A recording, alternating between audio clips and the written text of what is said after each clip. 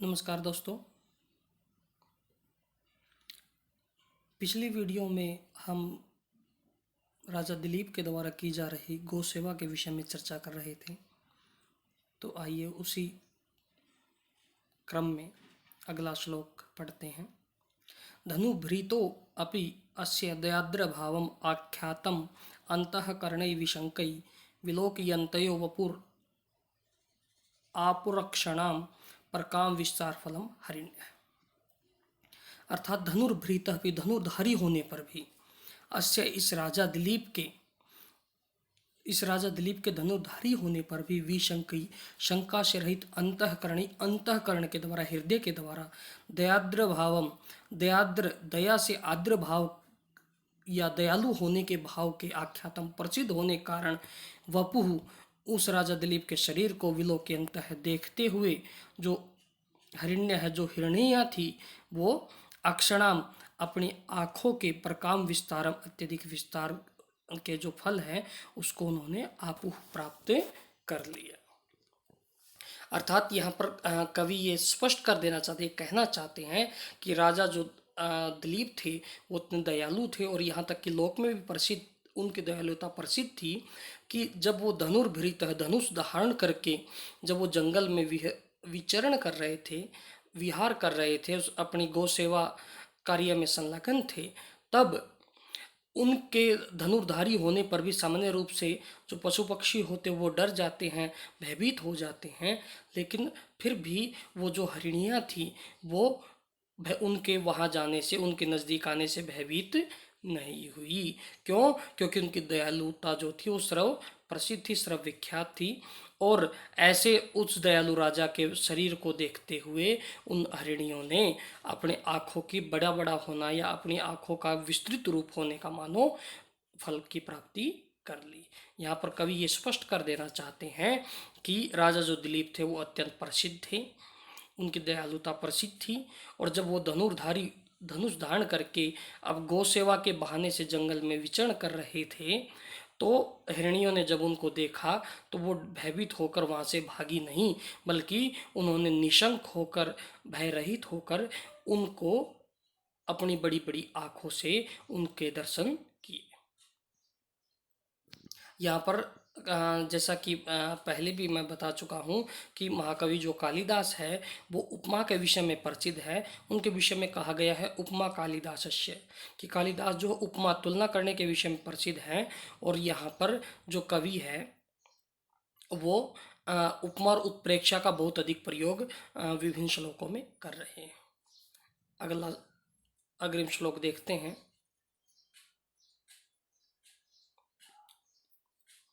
स कीचक मारुत पूर्ण रंध्रई कुजद भी आपादित वंश कृत्यम शुश्राव कुंजेशु यशः स्वम उच्चई उद्गीयमानम वन देवता भी।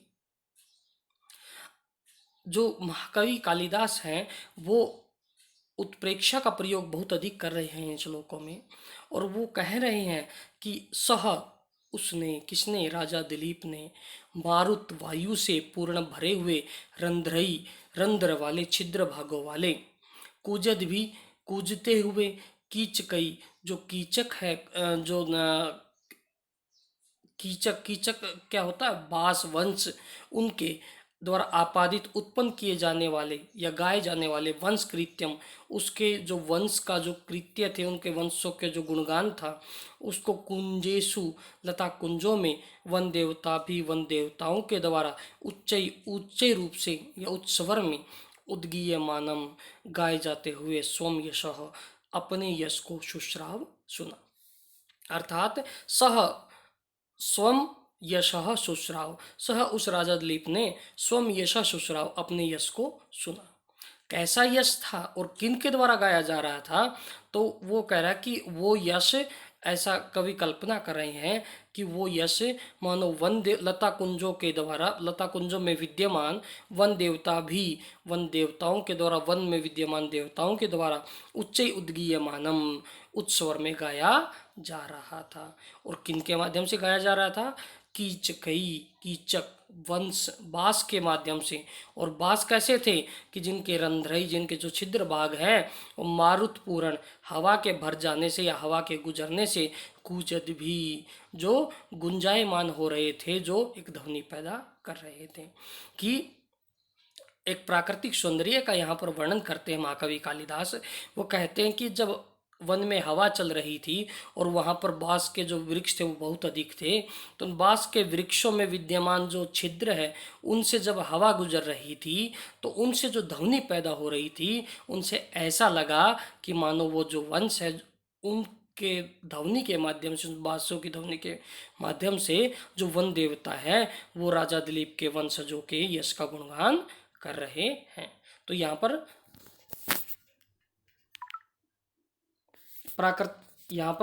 पूर्णतः प्राकृतिक सौंदर्य का वर्णन किया गया है। अग्रिम श्लोक देखते हैं।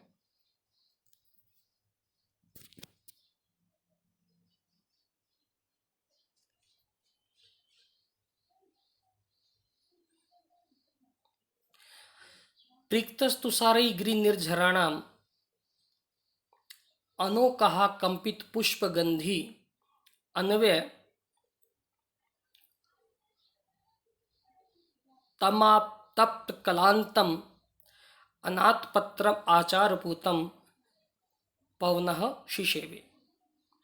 कि गिरि निर्झराणाम, गिरि पर्वतों में जो होते हैं, निर्झर झरनों के, तुषारई तुषारों से, शीत कणों से, जलीय कणों से, प्रिक्त है जो संयुक्त थी, ऐसी अनोकहा कंपित, अनोकहा कंपित पुष्पगंधी, की अनोकहा वृक्षों के कंपित कांपने से, पुष्पगंधी जो पुष्पों की जो गंध थी, जो सुगंध थी जिसमें मिश्रित हो गई थी, ऐसी जो पवन है, ऐसी जो पवन है, उस पवन ने अनाथ पत्रम, जिन्होंने आतपत्र धारण नहीं किया, जिन्होंने छत्र धारण नहीं किया है, ऐसे आतप कलांतम, आतप आतप धूप से कलांतम, थके हुए या परेशान हुए, आचार्य पूतम, आचार पूतम, उनकी आचार पूतम, जो आचरण में बहुत अधिक पवित्र थे, जो आचरण से पवित्र थे, जो आचरण के द्वारा अनुसरणीय थे, अनुकरणीय थे, ऐसे उस राजा दिलीप की शिशेवे, उसने सेवा की। कि पवन है, पवन ने तम उसकी शिशेवे सेवा की, कि पवन ने उसकी सेवा की। तो किसकी सेवा की? तो पवन ने उसकी सेवा की। तो किसकी सेवा की? राजा दिलीप की। और राजा दिलीप कैसा था? अनाथ पत्रम, की छत्र न होने के कारण, आतप धूप से, कलांतम, जो कि कलांत हो गया था, थक गया था, परेशान हो गया था, और आचार पूतम, और जो आचरण में अत्यंत अनुकरणीय था और अत्यंत पवित्र था, ऐसे उससे राजा दिलीप की सेवा की। और वो पवन कैसी थी? गिरि निर्झराणाम, गिरि पर्वत के, निर्झराणाम झरनों की, तुषारई शीतलता से या शीतल कणों से, प्रिक्त है जो संयुक्त थी, जो युक्त थी, अनोकहा वृक्षों के कंपित कांपने से, पुष्पगंधी पुष्पों की जो सुगंध है उसको वह जो वो धारण करने वाली थी, ऐसे पवन ने उस राजा की सेवा की। अर्थात कहने का भाव ये है कि उस की गिरी कि जो हवा थी, और कैसी हवा, जो कि पर्वतीय झरनों की शीतलता से युक्त थी और पर्वतीय जो वृक्ष है उनकी सुगंध से युक्त थी, ऐसी उस हवा ने राजा जो दिलीप थे, जिन्होंने आतपत्र छत्र धारण नहीं किया था, जिसके कारण वो धूप से बहुत अधिक परेशान हो गए थे, तो उस आतप से बहुत अधिक परेशान हो गए थे, ऐसे उस राजा दिलीप की उसने जो है सेवा की। तो यहाँ पर भी कवि कल्पना करते हैं इस विषय में। अगला श्लोक देखते हैं।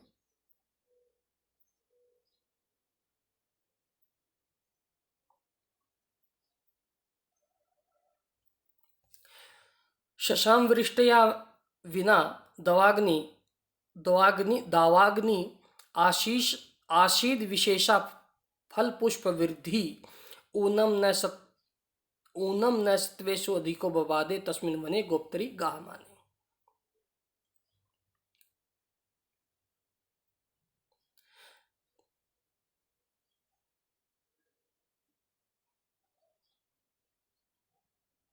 कि तस्मिन, उस राजा, तस्मिन गोप्त्री, गोप्ता बोलते रक्षा करने वाले को, कि उस रक्षा करने वाले, उस रक्षा करने वाले राजा दिलीप गोप्त्री, गोप्ता जो थे, उसके वने गाह माने उसके वन में विचरण करने से, वृष्ट या विनापी, वृष्टि के बिना भी, दवाग्नि, जो जंगल की अग्नि थी, जो वन की अग्नि थी, वो शशाम मानो शांत हो गई।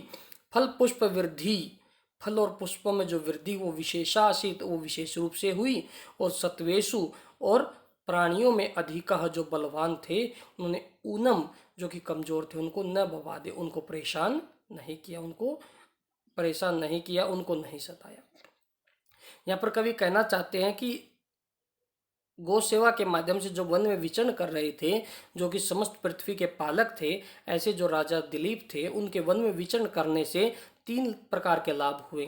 पहला लाभ हुआ कि वृष्टि या विनापि दवाग्नि शशाम, कि जो दवाग्नि होती हैं, जो वन में लगने वाली आग होती है, उसको दावाग्नि कहा जाता है। जो दावाग्नि है वो सामान्य रूप से बारिश होने के बाद शांत होती है, लेकिन यह बिना वर्षा के वो शांत हो गई।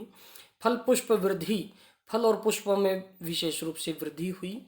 और सत्वेश, और जो प्राणियों में जो बलवान थे, उन्होंने जो कमजोर थे उनको सताया नहीं। इस प्रकार ये 3 लाभ उन राजा दिलीप के वहां वन में विचरण करने से हुए। अग्रिम श्लोक देखते हैं।